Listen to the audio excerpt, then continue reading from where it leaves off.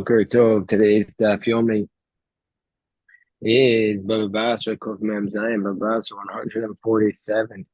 Today's Daf Yomi is dedicated for a Shmir for the Chayalim, and Tzorah for the Shvuyim and Yeshua for Am Yisrael. On this Eis Tzara, we're going to start on 147a, around 10 lines from the top.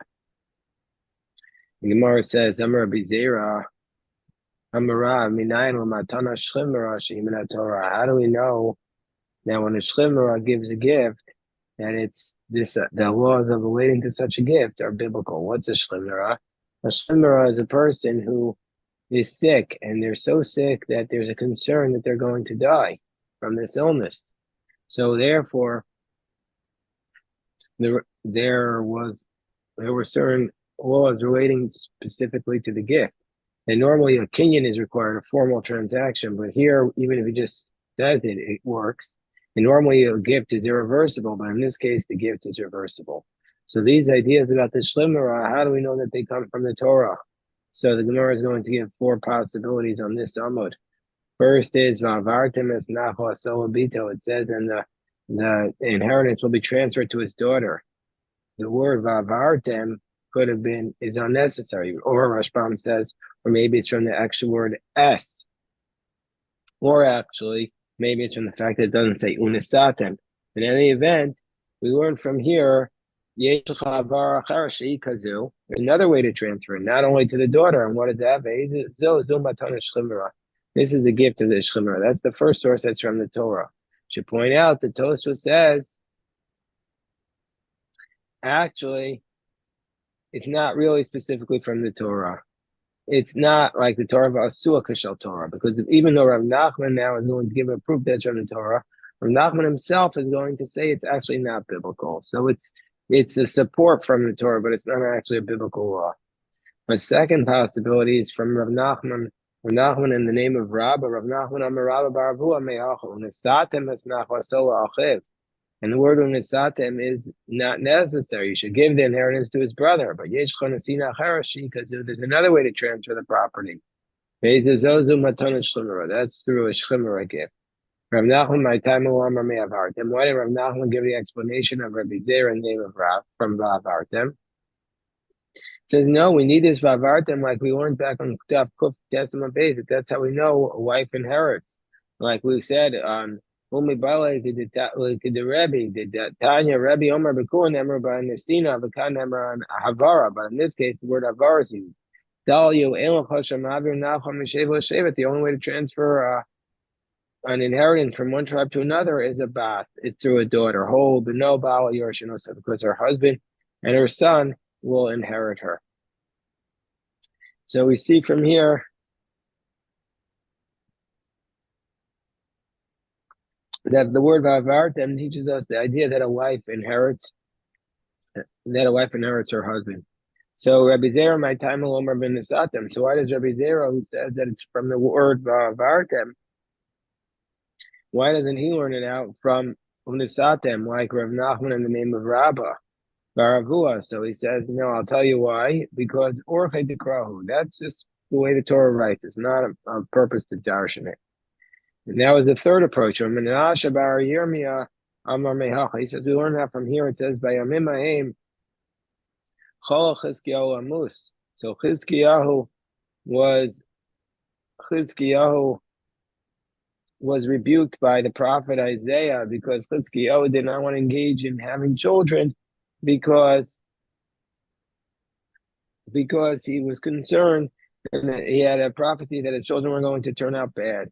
So he got sick as a result of this punishment.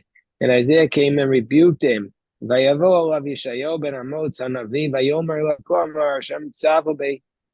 God says,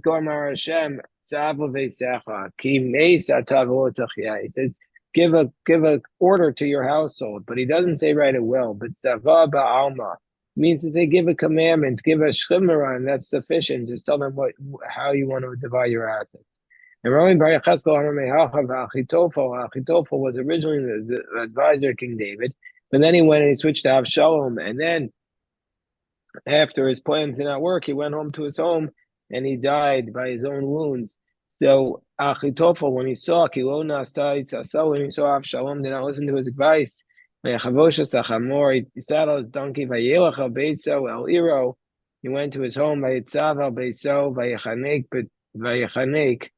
And we see, and he killed himself. And here he gave away his stuff. He just said it orally, and that was enough to give it away. So that's the fourth idea about the shlimera from the Torah or from Tanakh. So Tanu Rabbanan, once we start talking about Achitofel, we say there are three things. Shloshat Dvarim Tziva Achitofel Esbanim. There are three things that Achitofel commanded his children. One, Al Tiyu b'machokas. Don't be in a dispute. So this could either mean, the commentators say, can mean don't get into an argument at all, or don't remain in a dispute. Well, okay, you have an argument. Everybody gets into an argument. But move past it. Be done with it. Number two, Al Timridu b'malchus based David. Don't rebel against the kingdom of David. We saw how that works for Achitofel. It didn't work for him. He's trying to teach his children not to do that. Yom Tov Shalatzeres, and on the holiday of Shavuos, Baror, if it's a clear day, Zaro Chitim, then plant wheat. It'll be a good simon. Marzutra Amar Bowel, he says it means if it was cloudy. Bowel Itmar. Amar Yaradai Mishmei Rabbi Yaakov will Baror Mamish will Bowel Mamish. Doesn't mean completely clear or completely cloudy. Elafil Bowel the Ruach Tephonis Minashavto. Even if it was cloudy and the northern wind was blowing, Zeu Barer, that means it's clear. Amalei Rabbi Abba Rav Ashi Anana the Rabbi Yitzchak Bar Avdimi Masnisnala. We learn this statement about Rav Yitzchak. We don't hold like the Brisa that gave the sign for Shavuos, but rather we rely on the Siman of Rav Yitzchak Bar Avdimi that everything relates to Sukkos, and that because that's when we're judged about the water, because on the last day of Sukkot, afterwards, meaning say after Shmini Atzeres, I called Sofin La'ashana Maracha. Everyone looks at the smoke coming up from the altar. If it's not Klapet Safon, if it's from the south, if it's going towards the north, which means the wind is from the south, Aniyam Semechim, the poor people are happy, or Bali Batim Matzivin, and the rich are sad. It means it's going to be a very plentiful year.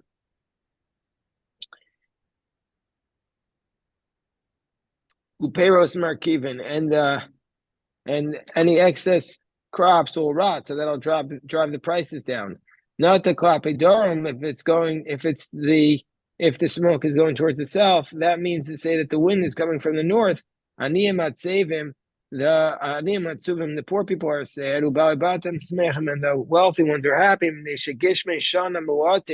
Because there won't be a lot of rain. It'll be just enough to keep the fruits, and they'll be able to drive the prices up. Not the klape midrach, if the smoke goes towards the east, I call smechen, everybody will be happy. It'll be the perfect balance. Klape marav, if it'll be towards the west, I call atzuvin, everybody will be sad.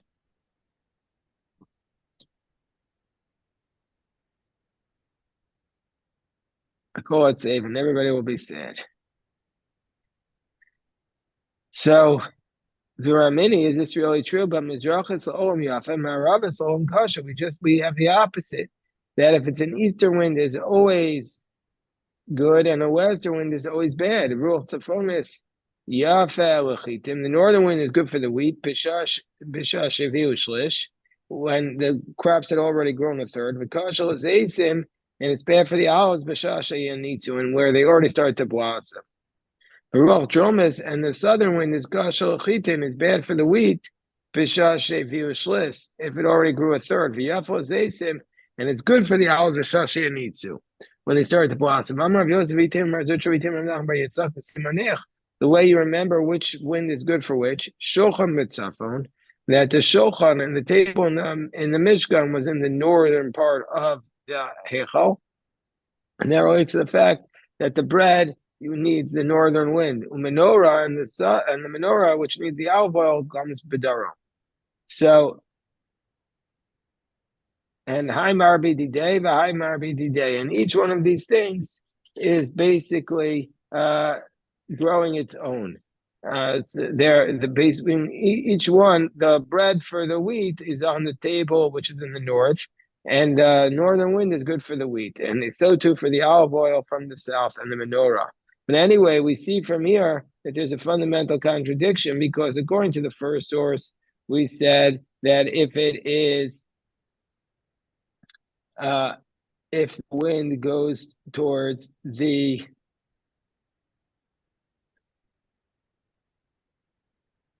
if the wind goes towards the east, which means it's coming from the west, everybody is happy. And if it goes towards the west, which means the wind is coming from the east, everybody is sad. But in this opposite source, it says the east is always good and the west is always bad. So which is it? How do we deal with this contradiction? Marcel Lokasha, Halan, Halahu. That in Babylon, one is for Babylon, one is for Aristotle in Babylon. Everybody's dwelling in the swamps, and therefore the land is very moist, and they don't need such rain. So therefore, according to Babylon, it's the last price because the western wind is bad for it because it makes it too rainy, and then the eastern wind is good. But the first price is referring to Eretz Israel, which is higher, and they need a lot of rain. So the Gemara says, Tanya Bashalom or Yom Tov Shalatzeres Baror Dimin Kol Hashana. If the festival of Shavuot is Baror, then it's good for the whole year, meaning if it's not cloudy. Amar Rav Zvid, Hayom Akama Derei Shata, this first day of Rosh Hashanah,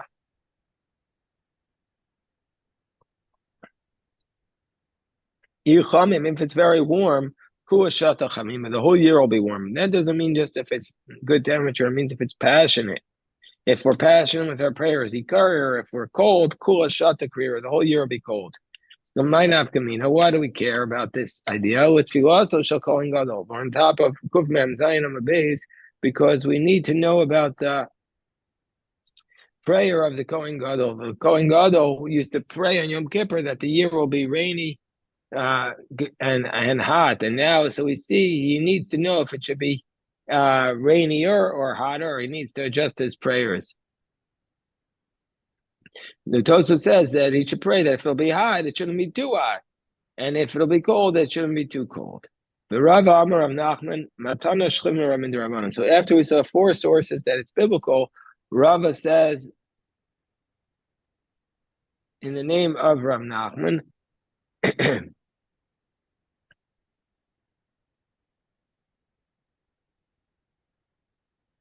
So earlier, Rav Nachman had cited Rabbah that it's biblical, but now we're saying that even according to Rav Nachman, it's rabbinic, and that's something that Tosfos points out that Matan Shemar is Midrabanan Ba'amahi.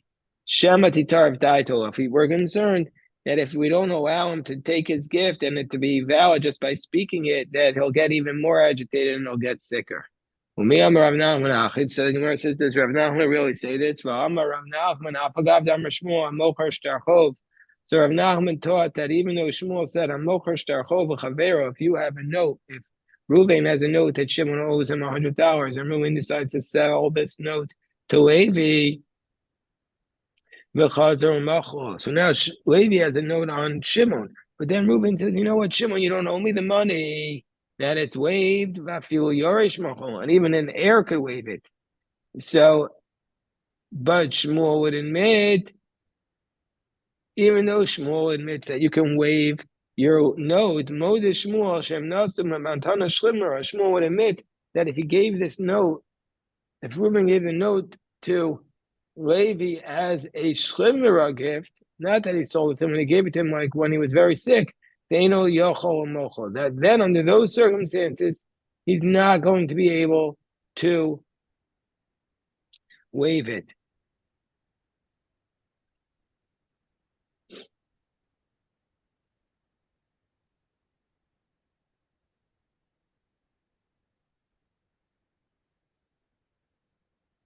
And so we see from here, if you were going to say it's a valid, completely valid gift that he's given over this note, for this reason, he's not going to be able to waive it. Because since the words in the Shlimmer is like it's written down, it's like it's complete gift. And therefore, the person has no longer the ability to waive it.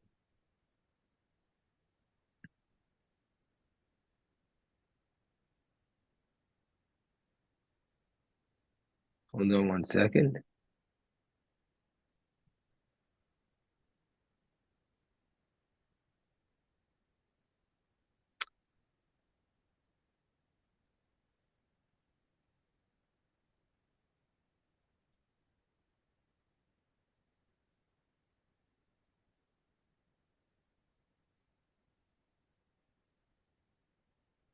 So just going to go back for a second. There's something I should have pointed out that the Rashbam says, how's he able to waive? How's Reuben able to sell something to Levi, a note that he has against Shimon, and then just waive it? So the Rashbam explains that all he was selling to Levi was any rights that he has in that note. But if he waived the note, then he waived the loan, then he has no rights, and so therefore he's been able to revoke it. But if we say so, because if you're going to say that it's diraisa, that's a biblical law. If that's the case, that Rav Nachman says it's a biblical law, because of this reason, we're going to say that by a shlimra he's not able to waive it, because now we see a distinction between, generally speaking, one who sells a contract to a third party and a shlimra, that by selling contract, that's not a biblical law, and so therefore he can waive it. But matan shlimra, we're going to say, since it's a biblical law, it was a valid gift, and so therefore he's not going to be able to waive it. If you're saying it's rabbinic, why can't he no longer waive the rights? And so therefore, it's a question, because if we see from here that it must be a biblical law according to Shmuel. So how do we do this? So the Gemara says, now what would Rav Nachman say in this case? So the Gemara says, Eina shel Torah, you're right, it's not biblical law, the asua k'shel Torah. But the rabbis viewed it as though it was a biblical transaction, and so therefore he's not able to waive it.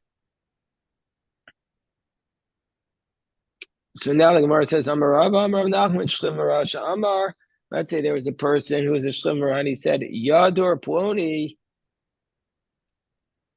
B'bayazeh, Yochel Ploni, Perus Dekolzeh. He says, let this man eat, let this man live in my house, or let this man eat from the fruits of this tree.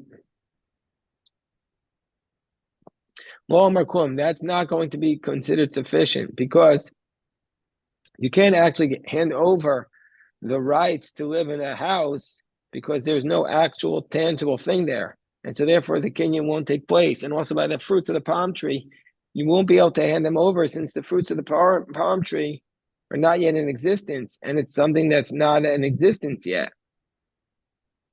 And in the case where a kinyan of a healthy person will not be sufficient, also by a shlimera will be insufficient. So what would he have to say? Give him the whole house and let him live in it. Or give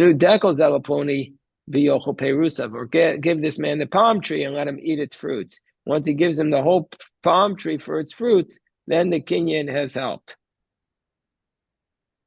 So the Gemara says, "Lomemer the Savar of Nachman Milsa the Isa Babari Isa B'Shlimmer." It must be the Rav Nachman's other position. Listen, if it could work by a healthy person, it will work by a Shlimmer. The Isa Babari Isa B'Shlimmer. But if it doesn't work by a healthy person, it won't work by a Shlimmer. Is that really the case? Rav Nachman, didn't Rav Nachman say Shlimmer Sha'amar? There was a Shlimmer who said.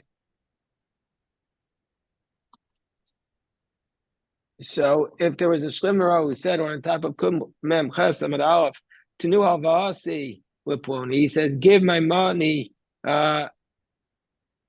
give the money that this person owes me. Basically, Reuben says, Shimon, I lent Shimon $100 by an oral loan, and I want you to give it to Levi. And so now Shimon basically has to pay the money to Levi. Havasa Liponi. Indeed, we say that that Shimon now owes the money to Levi, even though this doesn't work by a healthy person, because a healthy person cannot transfer an oral loan, because we're going to say that the money is not in existence because the loan was given to be spent, and so therefore the kinyan won't take effect. So here we say from Rav Nachman that in a case where it won't work by a healthy person, it won't work by a shlimera, but we are going to say that it works in this case. So the Gemara says, Rav Papa Amar. Rav Papa's answer is, the Gemara is going to give two answers. The first answer is Rav Papa, and he says, Hol v'yoresh yorsha. So he says really the Shlimmer Kinyan is only working in a place where a healthy person can do it. But this case is different because the Shlimmer could really transfer a loan or a loan because since an heir will inherit, since the sages gave the gift of the Shlimera, the law of Yerusha and inheritance. And so we say, just like with respect to inheritance, it's considered to be as though it's in the domain of the heir and he can inherit it. So too, he's also able to transfer it, an oral loan. He says, no, this type of loan also works by a healthy person who could Rav Huna Dama Rav Huna, Rav Huna Marav, Dama Rav Huna Marav, Manoli Biyadcha. He says, you owe me $100 to nail a pony, and he says, giving it to this other person, and Kona, it works. And so therefore we see that this Kenyan also works by a healthy person, and so therefore works by a shlimera.